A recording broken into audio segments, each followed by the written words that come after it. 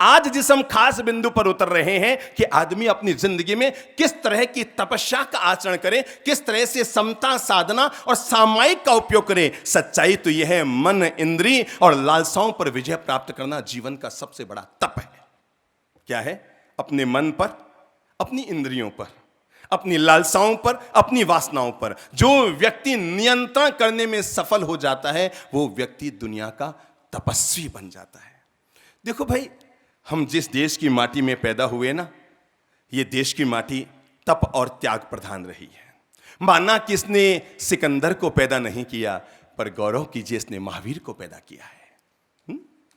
इसने सिकंदर को पैदा नहीं किया, पर गौरव कीजिए इसने महावीर को पैदा किया है। क्योंकि याद रखना, अगर आपके पास कागज हो तो लिख लो, और कागज नहीं हो तो 1000 के नोट पर लिख लो, क्योंकि जो मैं बात कह रहा हूं वो 1 करोड़ से भी ज्यादा कीमती है।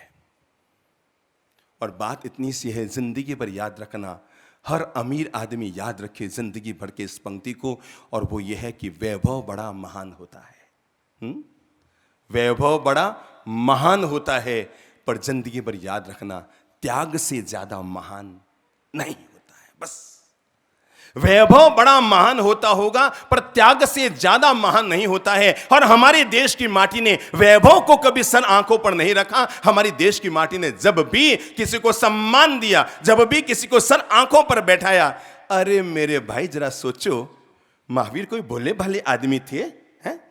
महावीर कोई भोले भाले आदमी थे जो यूं ही राजपाट को छोड़ दिया, यूं ही पत्नी को छोड़ दिया, यूं ही अपने बच्चों को, परिवार को, परिजनों को, भाइयों को छोड़ दिया, यूं ही वैभव को छोड़ दिया और यूं ही निर्वस्त्र होकर बाहर निकल गए। उन्हें पता था वैभव महान है, पर वैभव से भी ज्यादा, बोलो जोर से बोलो, जोर से बोलो, एक बार एक स्वर से बोलो, वैभव महान होता है, पर वैभव से ज्यादा त्याग महान होता है। आपके नाक में 7 लाख का हीरा पहना हुआ है, यह आपका वैभव है, पर वैभव होते हुए भी आपने स्वर्ण आभूषण का त्याग कर रखा है, यह आपके जीवन की महानता है। जीने के लिए हमारे पास सारे साधन हैं, वैभव हमारे पास है। आप क्या समझते हैं, हम संत लोग पैदल चलते हैं, नंगे पांव चलते हैं, घर घर जाकर आहार लेकर आते हैं, आहार चर्या करते हैं, लोगों के घर घर जाकर आहार लेकर आते हैं। अभी एक महानुभाव जिन्होंने 10,000 करोड़ की संपत्ति का त्याग किया, भंवर जी डोसी, और वो संत बने। आप सोच सकते हैं, जो व्यक्ति जिंदगी भर तक अर्थोपार्जन करता रहा, जिंदगी भर तक धन वैभव में जीता रहा, वो अगले दिन संत बनकर हाथ में भिक्षा का पात्र लेता है, महावीर का पात्र लेता है, काष्ठ का पात्र लेता है, लकड़ी का पात्र लेता है, और एक सामान्य से श्रावक के घर में जाता है और अपना हाथ आगे बढ़ाता है और उसे आधी रोटी अपने पात्र में डालता है। मेरे भाई, ये तो कोई भंवर जी डोसी संत को जाकर पूछे कि जो उसने वैभव जिया, उससे कहीं 1000 गुना महान उसका त्याग है कि वो एक भिक्षा पात्र आगे बढ़ाकर एक रोटी ले रहा है। कौन बताए, किसको बताए कि भगवान महावीर ने राजमहलों में हो सकता है सोने की थालियों में भोजन किया हुआ, लेकिन इसके बावजूद 6 महीने की तपस्या, हाथ में पात्र में, कर्म पात्र में, और वो भी क्या लिया, क्या लिया, बादाम का हलवा नहीं, क्या लिया, क्या लिया, सोचो। 6 महीने की तपस्या करने के बाद कोई बादाम का हलवा, कोई कैर, कोई पापड़, कोई खीर, कोई मूंग का पानी, कोई कैर का पानी नहीं, क्या लिया, क्या लिया है? उड़द के बाकुले लिए। कौन समझ पाए भगवान महावीर की इस दिव्य साधना को कि मेरे भाई, खाना महानता नहीं है, त्यागना महानता है। एक आदमी भोजन कर रहा है, एक आदमी भोजन का त्याग करके उपवास कर रहा है। एक बार अपनी अंतरात्मा से पूछिए, आपके एक आदमी है जिसके सामने 10 रसगुल्ले वो खा रहा है, और एक आदमी रसगुल्लों का त्याग करके उपवास कर रहा है। आपकी आत्मा क्या कहती है, दोनों में ज्यादा पुण्यशाली कौन है? बोलो बोलो बोलो बोलो। जो अंतरात्मा गवाही दे। एक आदमी के पुण्यानुबंधी पुण्य का उदय है कि उसके सामने राजभोग है, उसके सामने रसमलाई है, उसके सामने रसगुल्ले हैं, उसके सामने मेवे मिठाइयां हैं, और एक आदमी इन सब का त्याग करके 3 उपवास कर रहा है, कि 28 कर रहा है, कि 1 उपवास कर रहा है। क्या आप बताएंगे कि इन दोनों में ज्यादा पुण्यवान कौन है? माना कि दिखने में वो पुण्यवान है जो वैभव में जी रहा है, पर भगवान की नजर में वो पुण्यवान है जिसने वैभव का त्याग कर दिया है। इसलिए इस देश की माटी उन त्यागी पुरुषों पर, उन महापुरुषों पर सदा गौरव करती रही है, उनकी पूजा करती रही है, सिकंदर सम्मान पा सकता है, वैभव सम्मान पा सकता है, पर श्रद्धा वैभव के प्रति नहीं, त्याग के प्रति होती है। ये है हमारी संस्कृति, ये है हमारे संस्कार, ये है हमारा धर्म और अध्यात्म का मूल प्राण। हां मेरे भाई, आज मैं जिस खास बिंदु पर आप लोगों का ध्यान आकर्षित कर रहा हूं वो है तपस्या और मिटाए हमारे जीवन की समस्या। नंबर 2, मैं जिस खास बिंदु पर आऊंगा वो है हमारे जीवन की समता, जिसे हम सामायिक से कैसे साधें। क्या है तपस्या? यूं तो कहने के नाम पर हम कह दें कि क्या होता है भाई, उपवास कर लिया तो क्या होता है, ठीक है इनके उपवास है, ठीक है इनके बेला है, ठीक है इनके तेला है। हमारे दिमाग में आता ही नहीं है कि किसी ने तेला किया है, कि किसी ने उपवास किया है।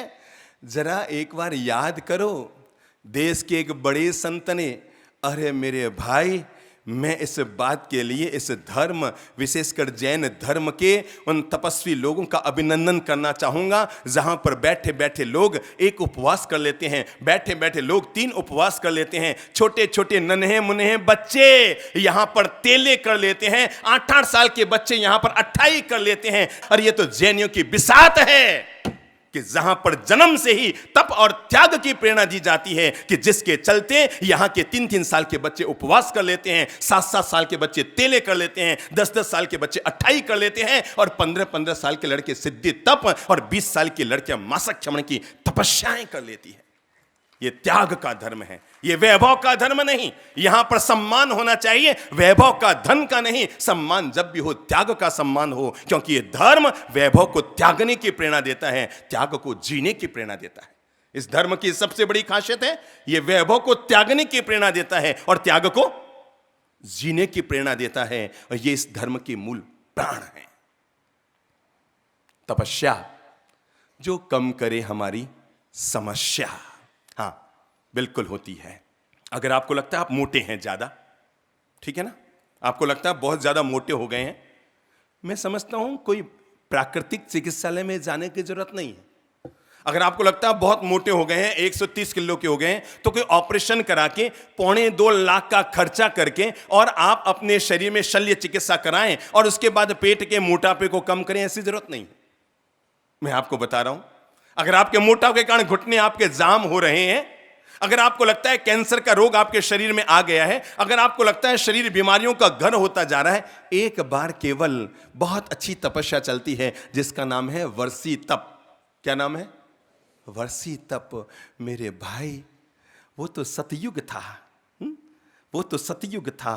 500 धनुष की काया हुआ करती थी और उन्होंने वर्षी तप किया, प्रणम्य है। उन तीर्थंकरों ने वर्षी तप किया, प्रणम्य है। लेकिन कल्पना करो, आज उनकी याद में, उनकी स्मृति में, उनको वंदना करने के लिए, उनको प्रणाम करने के लिए, उनको अपनी श्रद्धा समर्पित करने के लिए, वो तीर्थंकर जिनके 500 धनुष की काया थी, जिनका शरीर का बल था कि वो एक अंगुली हिलाए तो पूरा पहाड़ हिल सकता था, उन्होंने तब वर्षी तप किया। पर अभिनंदन की बात तो ये है कि उनकी श्रद्धा में, उनकी याद में, उनकी भक्ति में, उनके चरणों में अपने प्रणाम समर्पित करने के लिए, अपने तन मन आत्मा का शुद्धिकरण करने के लिए आज देश भर में हजारों हजार लोग, गौरव होता है, कभी कभी गौरव होता है, जितना गौरव इस देश की माटी पर होता है उतना ही गौरव इस धर्म पर होता है, जहां पर त्याग, तपस्या और धर्म को सिरमौर माना गया है।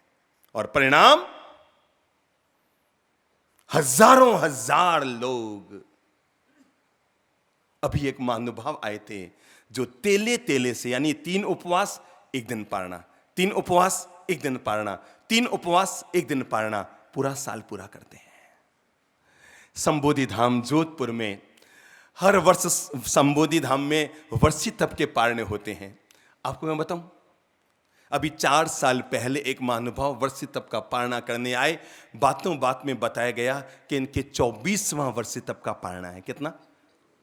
एक बार थोड़ी सी कल्पना करो तो, सुबह चाय आधे घंटे विलंब। कल्पना करो एक बार, केवल दिमाग में लो कि महावीर ने 6 महीने के उपवास कैसे किए होंगे। उनका भी शरीर का अनुमान वही था, उनका भी आयुष्य कर्म वही था। वो भी जैसे हम मां के पेट से पैदा हुए हैं वैसे ही मां के पेट से पैदा हुए। दुनिया में कोई तीर्थंकर हो या अवतार ऐसा कोई नहीं है जो आकाश को फोड़ कर आया हो और जमीन को फाड़ कर आया हो।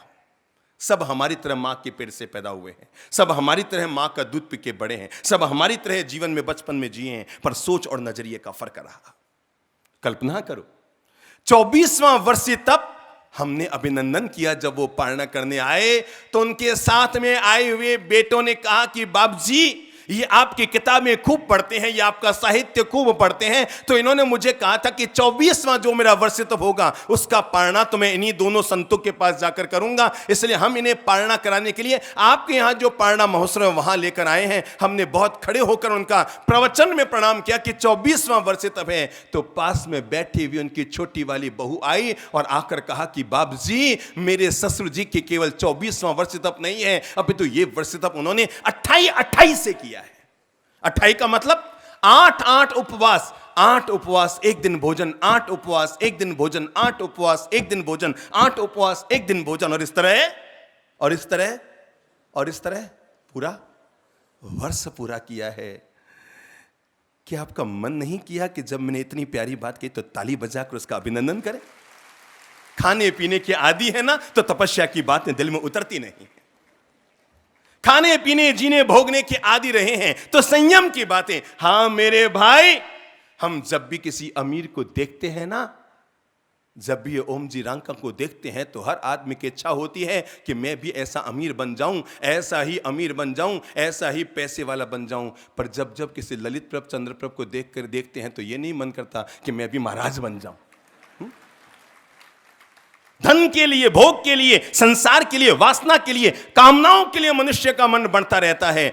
जब किसी धनिक को देखते हैं, अमीर को देखते हैं तो मन करता है कि मैं भी ऐसा क्या बन जाऊं, काश मैं भी ऐसा अमीर बन जाता। पर किसी त्यागी तपस्वी को देखते हैं, मेरी बहनों, जब भी किसी बहन की 10,000 की महंगी साड़ी देखते हैं क्या मन करता है? काश मैं भी ले आऊं। पर कभी ये साध्वी जी महाराज के कपड़ों को देखकर मन करता है कि मैं भी ऐसे श्वेत वस्त्र पहनकर महाराज बन जाऊं? बोलो तो किसी के हीरे की चूड़ी देखकर तो मन करता है मैं भी ऐसी चूड़ी ले आऊं। पर क्या कभी किसी साध्वी तपस्वी महिला को देखकर हमारा मन करता है कि मैं भी इसी तरह त्याग करके और मुक्ति के मार्ग पर अपने कदम बढ़ा लूं? हमारे देश में 2 संस्कृति रही है, एक भोजन की संस्कृति रही है, एक भोगने की संस्कृति रही है, एक त्याग की और एक तपस्या की संस्कृति रही है। हमारे देश में 2 संस्कृतियां रही है। एक का काम है खाओ पियो मौज रहो, मस्त रहो रे यार, मस्त रहो, खाओ पियो खुश रहो, दिन भर खाओ पियो। लोगों की आदत सुबह आंख खुली तो एक ये पता नहीं एक शब्द निकला है अभी 5-25 साल में, बेड टी। क्या है? ऐसा चलता है ना। मेरे क्या हुआ, मैं 10 साल का 10.5 साल का महाराज बन गया ना, तो मुझे कई सारे शब्द लोगों के सुने हुए मालूम है। अब मैंने देखे हुए तो है नहीं ये सब, पर सुनता हूं कि घरों में बेड टी चलती है। बेड टी का मतलब है बिस्तर पर पड़े पड़े मंजन किया नहीं, भगवान का नाम लिया नहीं, सूर्योदय की इंतजारी की नहीं, आंख खुली चाय।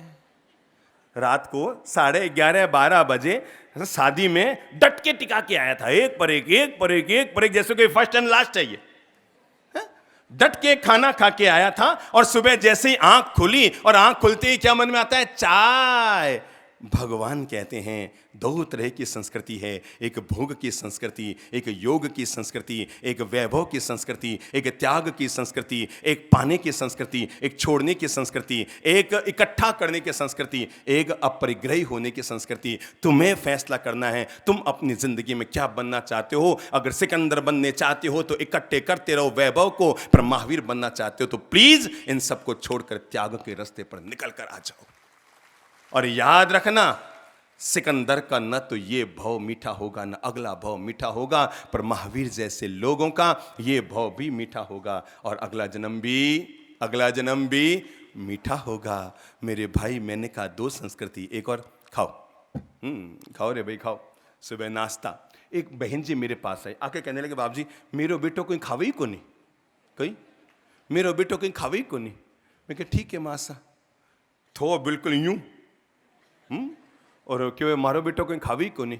मैं क्यों माता जी कोई खवाओ, कहीं खावे नहीं बाप जी, कोई नहीं खावे। सुबह बस एक गिलास दूध पिए, इतो सो उपमो खावे, 4 खाखरा खावे, और इतो और इतनी सी 3-4 ब्रेड खावे, और कहीं पोहो बन जावे तो इतो सो पोहो खावे। मारो बेटो कहीं खावे ही को नहीं। मैं क्या उसके बाद कि बाप जी बड़ी ज़बरदस्ती 9, 10, 11 बजे से फिर 1-2 एप्पल खिलाती हूँ बस, और खाने के लिए 5 बार जिद करती हूँ तो 5-7 तो रोटियाँ खाता है, इतने से चावल खाता है बाप जी, थोड़ी मिठाइयाँ खाता है, दोपहर में ज़बरदस्ती इसको फल खिलाती हूँ, और शाम को बड़ी मुश्किल से ये खाना खाता है, खिचड़ी खाता है, ये खाता है, वो खाता है, ये खाता है। रात को बहुत मुश्किल से समझा कर 1 गिलास दूध पिलाती हूँ। आदमी को लगता है मैं कुछ खा ही नहीं रहा हूँ,